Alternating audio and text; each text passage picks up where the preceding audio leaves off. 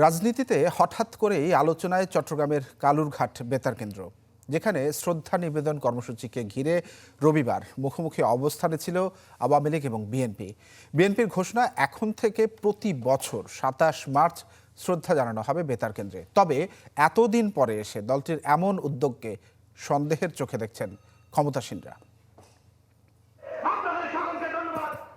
রোববার চট্টগ্রামের পোলো গ্রাউন্ডে সমাবেশ করে বিএনপি, যার নাম দেয়া হয় মুক্তিযুদ্ধের সূচনা সমাবেশ, যেখানে ডাক দেয়া হয় নতুন মুক্তিযুদ্ধের, যা এখন রাজনীতিতে নতুন আলোচনার বিষয়।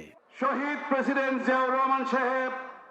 মূলত এই কর্মসূচি দেয়া হয়েছিল কালুরঘাট বেতার কেন্দ্র ঘিরে।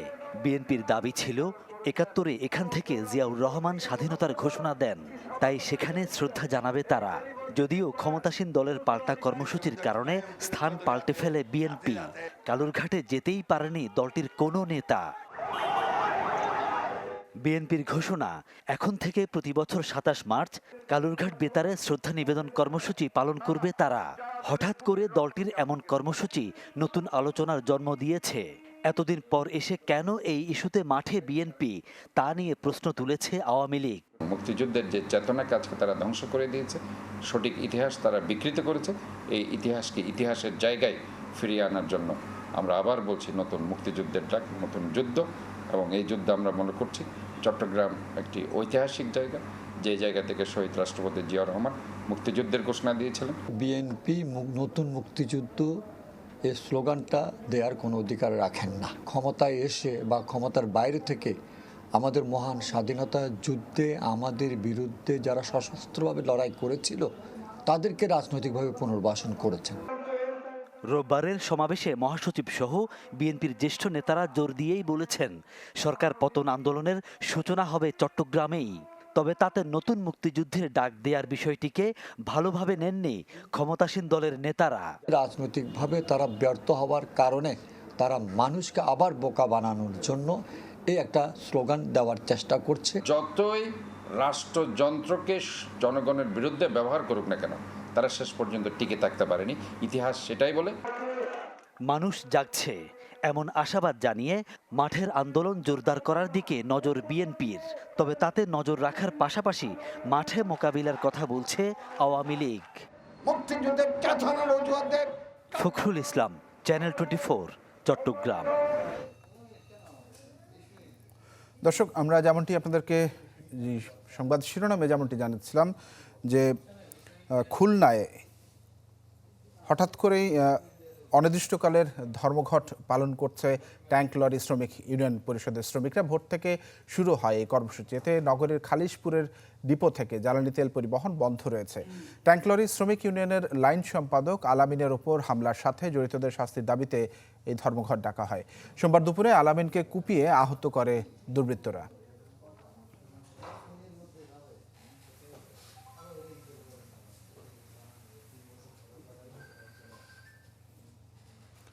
দর্শক, আমরা এই ধর্মঘটের ভোগান্তির বিষয়ে সবশেষ তথ্য জেনে নেব। খুলনা থেকে এই মুহূর্তে যুক্ত রয়েছেন মামুন রেজা।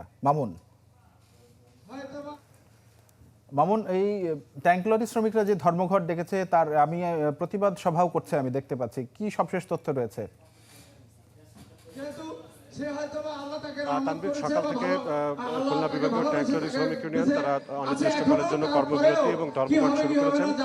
তারা বলছেন যে যতক্ষণ পর্যন্ত আলামিনের উপর হামলাকারীরা গ্রেপ্তার না হবে ততক্ষণ পর্যন্ত তারা এই কর্মবিরতি এবং ধর্মঘট চালিয়ে যাবেন। খুলনার 3টি জ্বালানি তেলের ডিপো থেকে জ্বালানি তেল উত্তোলন বন্ধ এবং খুলনা বিভাগের 10টি জেলা এবং বৃহত্তর ফরিদপুরের 5টি জেলায় জ্বালানি তেল সরবরাহ বন্ধ রয়েছে। এই বিষয়ে আমরা কথা বলবো যারা এই শ্রমিক ইউনিয়নের সদস্য রয়েছেন। তারা এখানে নগরীর কাশীপুর মোড়ে বিক্ষোভ সমাবেশ করছেন। আমরা শ্রমিক নেতাদের কাছ থেকে জানবো যে কী দাবিতে তাদের এই আন্দোলন এবং কতক্ষণ পর্যন্ত এই আন্দোলনটি চলবে। গতকাল দুপুর আনুমানিক 1:30 খুলনা বিভাগীয় ট্যাঙ্ক লরি শ্রমিক ইউনিয়নের লাইন সম্পাদক নিজ বাড়িতে যাচ্ছিলেন। পথিমধ্যে কিছু সন্ত্রাসী, চিহ্নিত সন্ত্রাসী তাকে দেশীয় অস্ত্র, অগ্নেয় অস্ত্র নিয়ে আর কি মেরে ফেলার উদ্দেশ্যে হামলা করে। তাৎক্ষণিকভাবে এলাকার জনগণ যারা ছিল তাদেরকে হাসপাতালে নিয়ে যাওয়া হয়। সে এখন গুরুতর অসুস্থ অবস্থায় চিকিৎসাধীন আছে।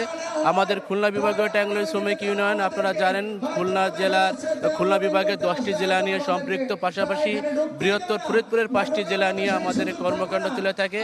এই ট্যাংলোরি শ্রমিক নেতাকে যে সন্ত্রাসী হামলা করা হয়েছে তারই প্রতিবাদে ট্যাংলোরি শ্রমিক নেতৃবৃন্দ, ট্যাংলোরি শ্রমিকরা কর্মবিরতি পালন করছে।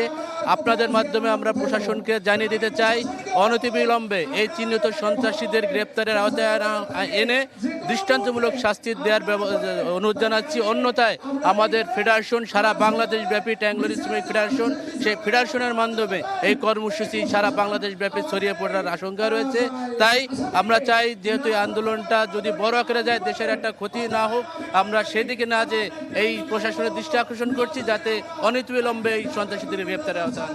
তানভীর, শুনছিলেন শ্রমিক নেতারা বলছেন যে যতক্ষণ পর্যন্ত আলামিনের উপর হামলাকারীরা গ্রেপ্তার না হবে ততক্ষণ পর্যন্ত তারা এই কর্মবিরতি এবং ধর্মঘট চালিয়ে যাবেন। তানভীর, মামুন, ধন্যবাদ আপনাকে আমাদের সঙ্গে যুক্ত হওয়ার জন্য। খুলনা থেকে জানাচ্ছিলেন সহকর্মী মামুন রেজা। এবারে ইউক্রেন প্রসঙ্গ। যুদ্ধবিরতি ইস্যুতে তুরস্কের ইস্তাম্বুলে আজ ফের আলোচনায় বসছে ইউক্রেন রাশিয়া। এর মধ্যে কিয়েভ থেকে ইস্তাম্বুল পৌঁছেছে প্রতিনিধি দল। যুক্তরাষ্ট্রের প্রতিরক্ষা কর্মকর্তার দাবি, রুশ বাহিনীর দখল থেকে দক্ষিণ পূর্বাঞ্চলের ত্রস্তিয়ানেৎস শহর পুনরুদ্ধার করেছে ইউক্রেনের সেনারা। তিনি আরও জানিয়েছেন, কিয়েভেও স্থগিত রয়েছে আগ্রাসন, তবে যুক্তরাজ্যের প্রতিরক্ষা মন্ত্রণালয় বলছে এসব অঞ্চলে অবস্থান মজবুত করতে ইউক্রেনে ওয়াগনার গ্রুপের 1000 ভাড়াটে সেনা মোতায়েন করেছে রাশিয়া। এদিকে রুশ প্রেসিডেন্ট ভ্লাদিমির পুতিনকে নিয়ে কটূক্তির কারণে তোপের মুখে পড়েছেন মার্কিন প্রেসিডেন্ট জো বাইডেন।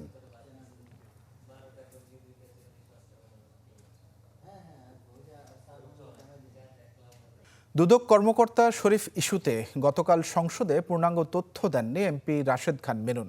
এমন মন্তব্য দুদক আইনজীবী খুরশিদ আলম খানের। বলেন, রাশেদ খান মেননের বক্তব্যে সম্পূর্ণ একপেশে। মিস্টার রাশেদ খান মেনন যে তথ্য দিয়েছে সেটা অপূর্ণাঙ্গ এবং একপেশে। কাজেই এখানে একপেশে তথ্য দিলে হয় কি, একটা প্রতিষ্ঠান সম্পর্কে একটা খারাপ ধারণা জন্মগ্রহণ করে। একজন মাননীয় সাংসদ যখন সংসদে দাঁড়িয়ে একটি বক্তব্য দিবেন, আমি মনে করি একজন সাধারণ মানুষ হিসেবে, সাধারণ আইনজীবী হিসেবে ওনার দুপক্ষ তথ্যগুলো নিয়ে উপস্থাপন করা উচিত। ইউক্রেনে রাশিয়ার হামলা শুরুর পর থেকেই ইউরোপের দেশগুলোতে বাড়ছে জ্বালানি পণ্যের দাম। পিছিয়ে নেই কৃষি পণ্যও, যার নেতিবাচক প্রভাব পড়েছে খামারে। লোকসান এড়াতে উৎপাদিত পণ্যের দাম বাড়িয়েছেন খামারিরা, তবে তাতেও সংকট কাটছে না। রাশিয়া ইউক্রেন যুদ্ধের নেতিবাচক প্রভাব পড়তে শুরু করেছে ইউরোপীয় ইউনিয়নের দেশগুলোতে। বাড়ছে খাদ্যসহ সব পণ্যের দাম। মাসের ব্যবধানে ফ্রান্সে বেশ খানিকটা বেড়েছে জ্বালানি পণ্যের দাম। সরবরাহ সংকটের কারণে বেড়েছে কৃষি পণ্যের বিক্রয় মূল্যও, যার প্রভাব পড়েছে দেশটির খামারগুলোতে। খামারে প্রাণীর খাদ্য হিসেবে গম, ভুট্টা, সরিষা, সূর্যমুখীর মতো কৃষিপণ্য দেয়া হয়।